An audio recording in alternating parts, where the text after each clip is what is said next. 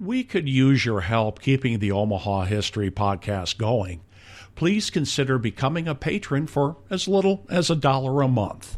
Go to patreon.com/Omaha. That's Patreon. It'll help pay the light bill. Welcome to the North Omaha History Podcast with noted author and historian Adam Fletcher Sassy. Each week, Adam takes you on a guided tour through Omaha's dynamic past. North Omaha's African American culture has grown and changed dramatically since its founding in 1854. One of the main drivers of the culture for more than a century has been the black media. From the time Omaha's first black newspaper was published in 1889 through Chanel Williams' continued use of Facebook, Twitter, and other social media today to build the African American community in Omaha, black media has continued to transform the North Omaha community and the city at large. So, Adam, I understand there's a very robust history of African American newspapers in Omaha. That's right, Steve. You know, when we look back at history, the temptation is to focus on the most popular and long-standing black newspaper in Omaha's history, which, of course, is the Omaha Star. But when we look at history, we can go all the way back and really begin to look at that pioneer era of Omaha and how it was kind of coming undone and the city was transitioning and becoming a new place. And we get all the way to 1887. But before we talk about that year, let's go back even a little bit further. The first black newspaper in the United States of America was published by John Russwurm in 1827. It was called Freedom's Journal, and it was out of the East Coast, and it just was a champion newspaper that really laid the template for what black newspapers would be for the next 150 years even. They've changed a lot, of course, to keep up with the media, but the Omaha Chronicle was really the first newspaper that took a plunge at telling the story of African Americans in Omaha. It was a short sheet, meaning that it wasn't very long and it wasn't very big, and actually it was approximately 2 pages long at any given time. But it included the news of the local politics, of the local social activities and different things, and really set the template that was used in Omaha. Because right after the Omaha Chronicle started in 1887, the Progress jumped up in 1889. The Progress was a super interesting paper because it took a very political slant on the African American community in Omaha and really told the story of what black life was like on a day-to-day basis for professionals, for the upper class, and as well as for the working class African Americans in Omaha at the time. It was filled with newspaper ads that really funded its existence and relied on those ads. And the advertisers relied on the newspaper to reach the black community in Omaha. They didn't have a way before that. The Omaha World Herald, which started as the Daily Herald and the Omaha World, that newspaper was notorious for not featuring African Americans in any of its stories. And when they did, it was always on very short stories. So it didn't really celebrate or uplift the community in any meaningful sense, at least for the first 50 years of the newspaper's existence, although some would argue that that continues even today. Anyhow, the Progress was established to tell the other side of the story. There was a journalist behind it. His name was Ferdinand Barnett. And Barnett was born in 1854. He was the child of slaves and came to Omaha, became a civil rights activist, became a politician, and eventually became a government employee. He started the Progress in 1889, ran it to 1906, and that year he was appointed the Douglas County Court deputy clerk. So, super interesting that only 20 years after he was appointed as the county clerk, he actually became one of Nebraska's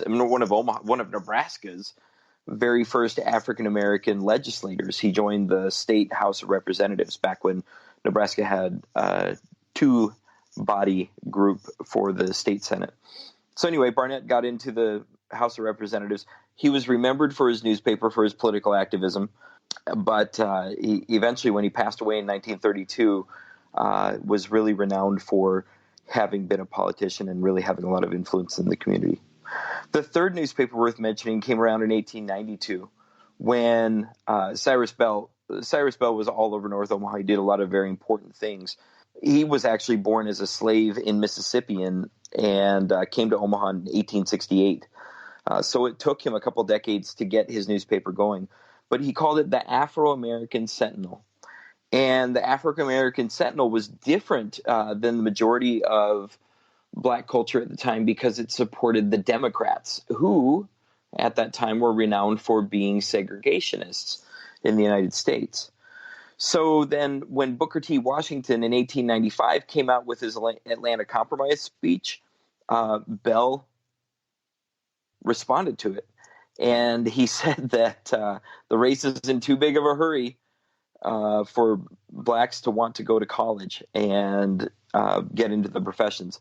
And Cyrus Bell from the African American Sentinel in Omaha, Nebraska, advocated that African Americans should slow down and live more conservatively and live less progressively. He thought that education was too disruptive to society. So his position as a radical conservative pitted him against other African Americans in the community, especially leaders who thought that that civil rights weren't moving fast enough. Anyhow, when Bell died in 1925, his newspaper died with him. And a lot of his politics did too. The Enterprise, the Omaha Enterprise, was the next newspaper to really emerge. And that was in 1893, just a year after Bell's newspaper started. The Enterprise was started by a guy named George Franklin, who was, again, a businessman on North 24th Street. But Franklin ended up giving up the ownership of the newspaper to Thomas Mahomet. Thomas Mahomet was an African-American leader like no others in Omaha up to the point of his life in the and really his high point in the 1890s. Mahomet was renowned for, he ran a catering business and was really tied in with Omaha's elite white community because of his business. But when he took control of the Enterprise newspaper, Mahomet brought in his wife, whose name was Ella. And Ella Mahomet was a powerhouse in journalism. The two, Thomas and Ella, created what became the longest living newspaper in Omaha's history up until the Omaha Star, the longest living African American newspaper. And they had a lot of writers come through the door, including Ella herself, but also John Albert Williams, who was a powerful African American minister, Episcopalian minister in North Omaha. Josephine Sloan Yates, Comfort Baker, Victoria Earl Matthews, Margaret James Murray, all of these folks were super renowned in the African American community across the United States. And so that they were writing for the Enterprise in Omaha, Nebraska was a big deal and really showed the power of the black press in Omaha as well as nationwide. When a lot of these newspapers were publishing, they weren't intending to only reach the local community. They were reaching over to the East Coast and to the South and to other Western cities with the intention of rallying together African Americans in general. Just by way of illustrating that, Booker T. Washington's wife, Margaret James Murray, she actually wrote for the Enterprise. So all kinds of influence. In that argument around Booker T. Washington, the Enterprise weighed in and really fought against the conservatism that was expressed by Bell. I mean, they really struggled against it and really took up a loud voice for civil rights and for black empowerment. In 1906, Mahomet got involved with the city council and started wrangling against a candidate who wanted redlining in the city to be formalized. In 2007, the Enterprise advocated for a boycott against businesses refusing to serve blacks. So it went on. The struggle was real, and it was certainly fought by the Omaha Enterprise newspaper for civil rights and against white supremacy. Mahomet closed his newspaper in 1920. He lived another 30 years after that, kept catering, and was really influential in the community. In his wake, another newspaper came up called The New Era. The New Era was started by an African-American lawyer in Omaha named Harrison Pinkett. And Pinkett hired a guy named George Wells Parker to be the editor of The New Era. Pinkett was paying for the publication right out of his pocket. And Parker started publishing radical political views almost immediately. Parker was a socialist who really fought against white supremacy and really believed that capitalism was forcing African Americans to live less than they possibly could. So Parker began writing these political kind of commentaries. And within just 5 years, the New Era shut down. That newspaper couldn't continue. There was with the fighting between the founder and Parker himself. But Parker went on and he created a new newspaper for the city called the Omaha Whip. It only ran for a couple of editions, but in it, Parker accused Pinkett, Ole Jackson, Johnny Moore, and a bunch of other folks of promising black votes to politicians. He also accused Pinkett of supporting the KKK and all kinds of other audacious things. So when that shut down, maybe the best read and the most widely known of all the African-American newspapers in the city up from that point became, and it already was, the Monitor, the Omaha Monitor. Steve, the Omaha Monitor was started in 1915, and it was edited and published, and a lot of it was written by Reverend John Albert Williams himself. I'd mentioned him earlier as a writer for another newspaper. Well, his newspaper went on for almost 15 years, and it covered the entirety of the community. It brought in national news around African Americans and really lifted up the positive power of black people to lift themselves up and lift up the communities where they lived, including Omaha. Reverend Williams wrote for his newspaper all the time, but he also wrote letters to the editor of the Omaha World Herald, the Omaha Bee, and really fought for black rights, really fought for civil rights, and, I mean, honestly, community engagement in its finest. Reverend Williams just went on and on. And after he had been writing for the Enterprise, he knew that he wanted to start his own paper that he could just go off on. And so the Monitor rose. It started as a church newspaper for his church that he ran that was called St. Philip the Deacon. It was down on 21st by Cummings and Nicholas. And it evolved from being a church newspaper into covering the general community. Williams knew how to reach out and connect with other papers and really challenge the city's indifference to civil rights and to its African-American community. When the lynching of Will Brown happened in 1919, Williams went off on both the World Herald and the Bee and the Daily News, and he just really just let folks know that the biased treatments of African-Americans wasn't acceptable to him or anybody in the community. George Wells Parker, who I mentioned earlier, as well as Lucille Skaggs Edwards, they both worked for the paper. Edwards, she started writing, she's an African-American woman who started her writing career in 1906. She published the first magazine for African-American women in Nebraska that was called the Women's Aurora. And she went on to write for Williams for a number of years after that. Parker founded the Hamitic League of the World, an Afrocentric empowerment organization that really fought across the United States. Anyway, he ended up leaving the Monitor because of political differences. So Williams's paper shut down in 1929. In 1926, though, another African-American newspaper rose up called the Omaha Guide. The Guide was started by some businessmen who really wanted to take a stab at building up the business community, the black business community.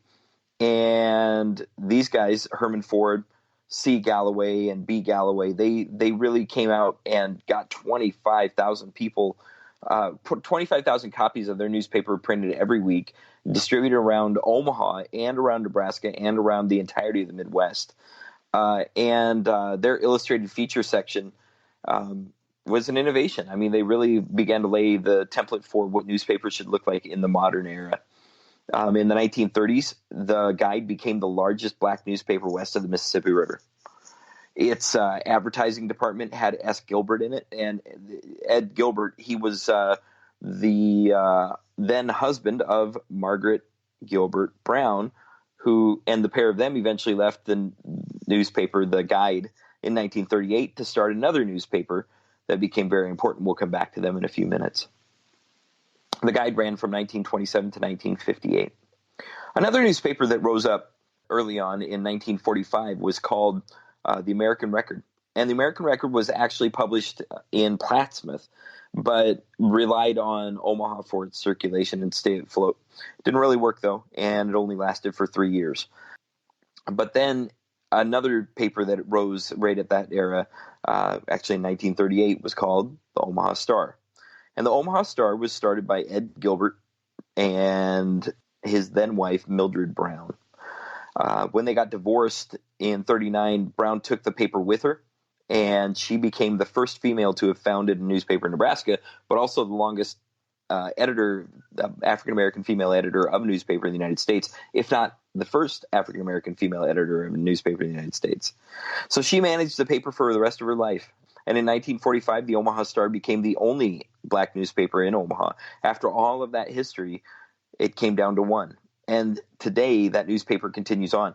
You know, Steve, there were so many notable African-American journalists and writers who worked for the Omaha Star. Preston Love, the jazz great. Kathy Hughes, who right now runs a gigantic media empire here across the entire country.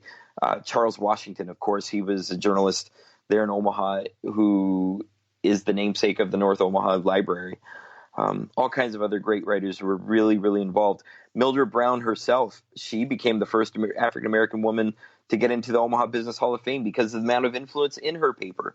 She drove the Omaha Star to become very loud, to become very outspoken, and to become completely relevant to the entire community, African-American and white, all across Omaha.